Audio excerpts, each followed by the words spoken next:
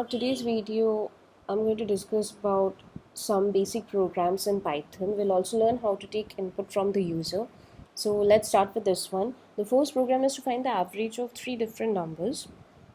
So before we start writing, we need to understand what the question is. Now, as it's asking to find the average of three different numbers, you'll have to think about three different variables that can hold three different values, because you'll be working on three totally different numbers. So let's say I want three integer values. So I'll just initialize.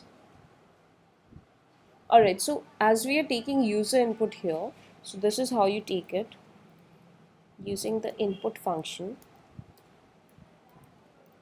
Similarly, using the input function, we can take input of the next number.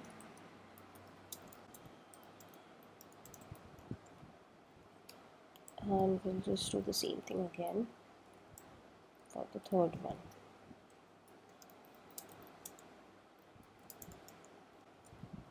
Now, it's very important that you mention the type of the value that you're taking as input from the user here. Otherwise, if you just don't mention this int part and start from input, by default Python compile takes the input as string. So just to typecast it, we are using the name of the data type here. So in place of int, if I write float, then a will be holding a floating point value. And if you want a string value, then you just don't have to write anything here. You can start directly from input. Now, as we're finding the average, next thing that we need to do is find the sum.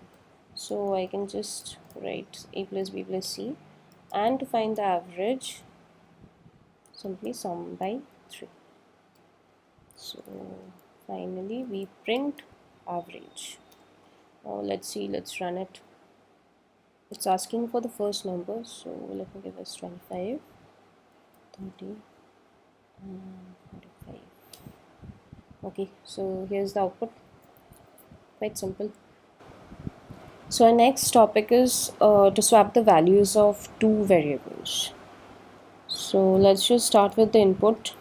Remember to be very careful when you are putting the brackets. In case you miss one bracket, you're supposed to get syntax error, which is not always easy to figure out.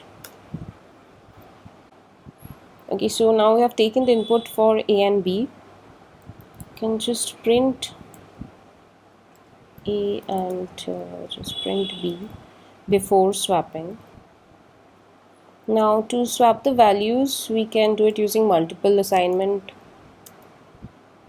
which will be quite simple. So you just write a comma b is equal to b comma a, which means that you're assigning the value of b to a in the first portion, and for the next one you're assigning the value of a to b. Gets swapped easily.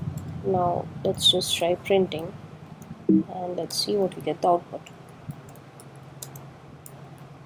Let's try to run the program and see.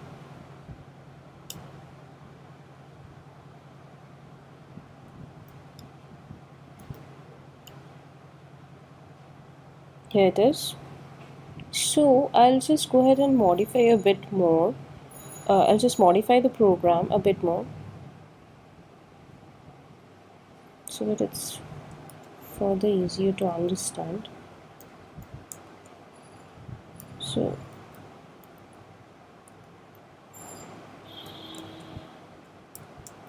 whatever you write within quotes gets printed as a string. Let's try running it again. Let's take 50 and 100.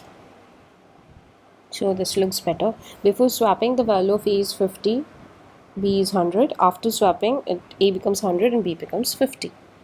So if you want to format the output, if you want to be different, you can always do it using like this: a equals within double quotes, so it will show a equals as it is, and then comma the value of a. So just after equals, you'll get the value that you want to print. Okay, our today's last program is to find the area of a right angle triangle. Now to find the area of a right angle triangle, firstly you should know the formula. So the formula is half into base into height.